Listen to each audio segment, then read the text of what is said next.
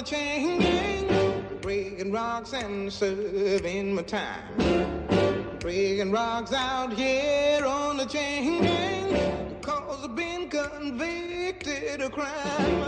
I hold it steady right there while I hit it. Each moment in history is a fleeting time, precious and unique.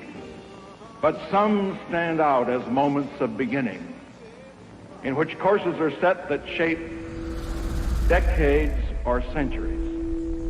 This can be such a moment. It's with the Nixon era and the law and order period when crime begins to stand in for race. If there is one area where the word war is appropriate, it is in the fight against crime. Part of what he talked about was a war on crime, but that was one of those code words, what we might call dog whistle politics now, which really was referring to the black political movements of the day, Black Power, Black Panthers, the anti-war movement, movements for women's liberation and gay liberation at that time, which Nixon felt compelled to fight back against. Once the federal government, through the FBI, moves into an area, this should be warning to those who engage in these acts that they eventually are going to be apprehended. There's this outcry for law and order, and Nixon becomes a person who articulates that perfectly. There can be no progress in America without respect for law. Many people felt like we were losing control. We need total war in the United States against the evils that we see in our cities. Federal spending for local law enforcement will double. Time is running out for the merchants of crime and corruption in American society. The wave of crime is not going to be the wave of the future in the United States of America.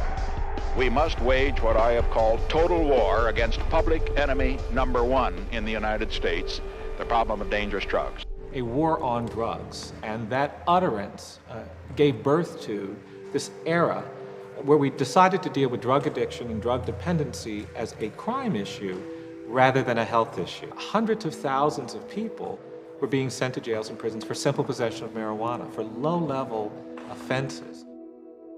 America's public enemy number one in the United States is drug abuse.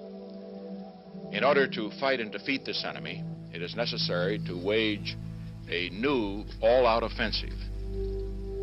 This call for law and order becomes integral to something that comes to be known as the Southern strategy.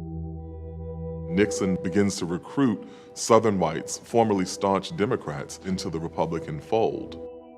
Persuading poor and working class whites to join the Republican Party in droves. By speaking to, in subtle and non-racist terms, thinly veiled racial appeals. Talking about crime, by talking about law and order or the chaos of our urban cities unleashed by the civil rights movement. We have launched an all-out offensive against crime, against narcotics, against permissiveness in our country.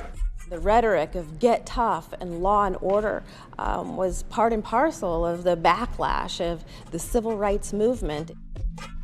Nixon administration official has admitted that the war on drugs was all about throwing black people in jail. He said, quote, "The Nixon campaign in 1968 and the Nixon White House after that had two enemies, the anti-war left and black people." You understand what I'm saying? We knew we couldn't make it illegal to be either against the war or black. But by getting the public to associate the hippies with marijuana and blacks with heroin, and then criminalizing both heavily, we could disrupt those communities. We could arrest their leaders, raid their homes, break up their meetings, and vilify them night after night on the evening news. Did we know we were lying about the drugs? Of course we did.